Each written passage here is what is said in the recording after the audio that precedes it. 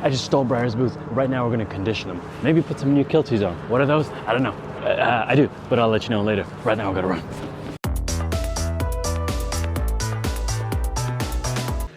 But first we need to get some coffee and supplies to make these boots really nice for Hey man, how's it going?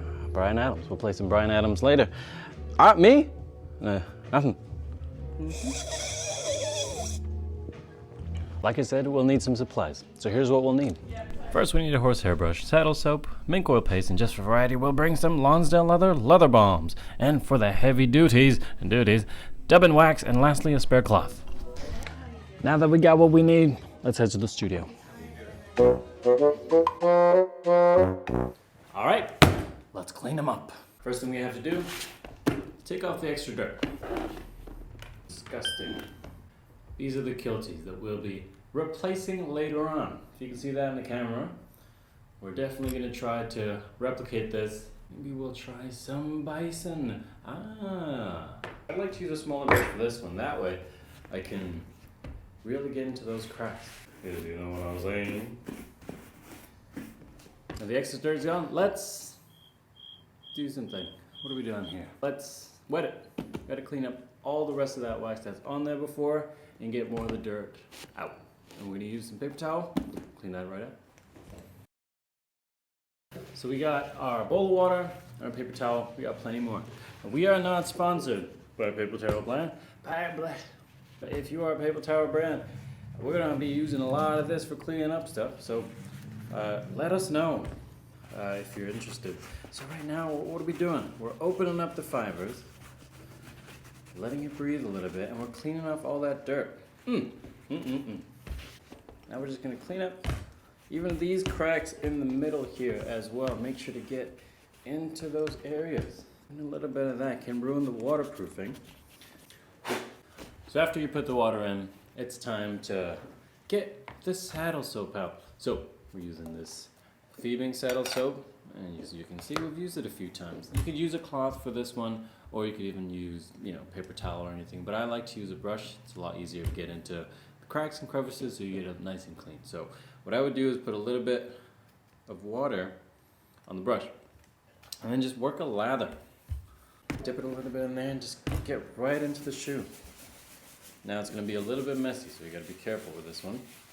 And just go in circular motions.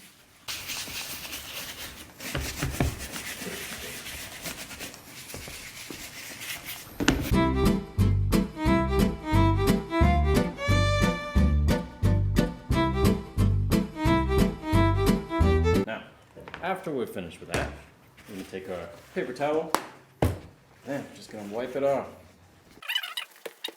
And you should see things start to show up on that paper towel. Isn't that disgusting? Now we call those. I'm not even gonna talk about what we call those. I'll just leave it at that. That is disgusting. So that's one. All that dirt right there. Very exciting. That goes in the garbage, and then we'll work on the second one. Hey, for those of y'all that are first-time watchers, please subscribe. It helps us make more of these videos. And if you have been watching before, what are you doing? Get subscribing and smash that subscribe button. Very exciting. I like to make videos.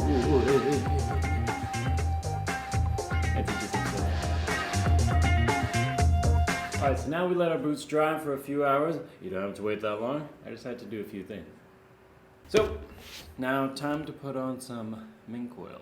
Now, we're choosing mink oil because it's a little bit less intense than some conditioners. Like the Dubbin, that is for really intense waterproofing, especially when you're doing winter boots or anything that you're taking to the woods, to extreme conditions. The Dubbin would be the best bet. Now I like mink oil because it protects it, waterproofs it a little bit, preserves it, conditions it, and it's not too intense for the boots that these are made for. Now, get a little cloth. So, for this one, we want to put a good amount on each side. So, if you look here, we're going to apply it in circular motions.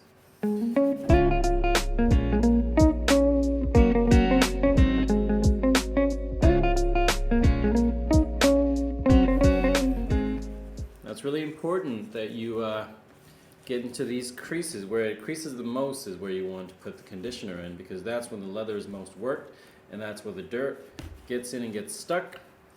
And we want to protect that as much as possible. So you want to get into that stitches as well. Get the mink oil right on top of that to add a bit of waterproofing.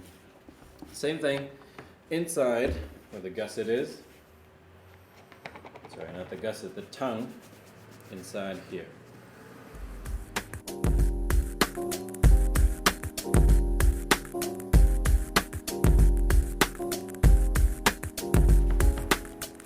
Oh, see the difference already? It's very nice. Now you may be wondering what kilties are for. Aesthetically, they look great, but functionally, they were originally used by loggers. Now, traditionally all boots will have a thinner and softer leather for the tongue. That way it's not too rigid on your foot and it doesn't cause a lot of pain. But with loggers, they needed protection for sticks, twigs, and that. So they used kilties. Hello people. That way they protect their ankles and still look fashionable. Most fashionable guy on the street. Hey, look at that guy. That guy's a logger. He's got kilties on. So for this one, we're going to be using Cherry Bison. Very exciting. The pull-up on this is fantastic. As you can see from here, it ages a lot nicer, and it's very, very tough, especially for boots if you're using it for that purpose. So how we're going to do this, we're going to take his existing kilties. We'll use one of them as a guide, and we'll just take our awl. Something like that. And now we're just going to cut it with nice knife, nice cutting mat. So when we're cutting something like this, it's really important to have a sharp knife, because with curves that are really complicated, such as these, you want it to go straight through the first time. You also want to use more of the tip of the knife. When you're cutting curves, you want to keep your wrist straight.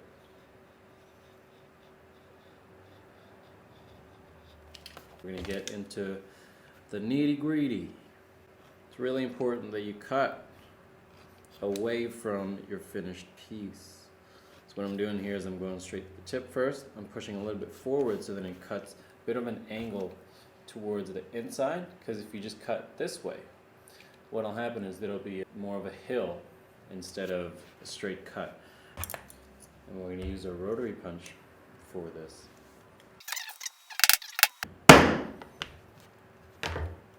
It should look like that. Alright, we're going to do that for the second one as well, and then we're off to the races.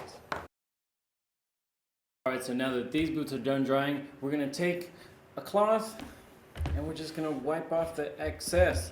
You're going to take a horsehair brush. Now we got these ones that are 100% horsehair.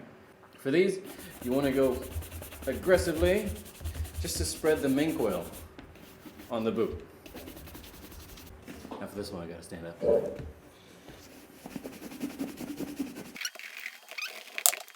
And if you wanted to as well have this little container of water, what that does, you see how the mink oil has kind of made it a little bit more water resistant, waterproof.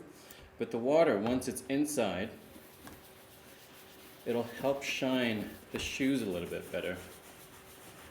It gives it that nice finished look that we want.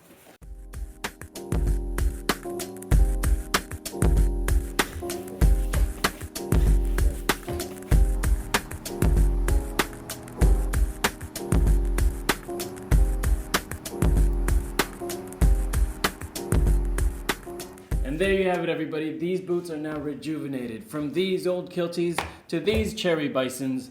From looking dirty to looking nice and clean. Just like brand new-ish. But look at that. Giving new life to nice heavy-duty Red Wing boots. Hopefully Briar likes them. Let's give him a call. Hello. If you like any of the stuff that you see here, our leather balms, our brushes, and all the equipment that we have, all the tools, please visit lonsdaleleather.com to find out more. All right, see you in the next one.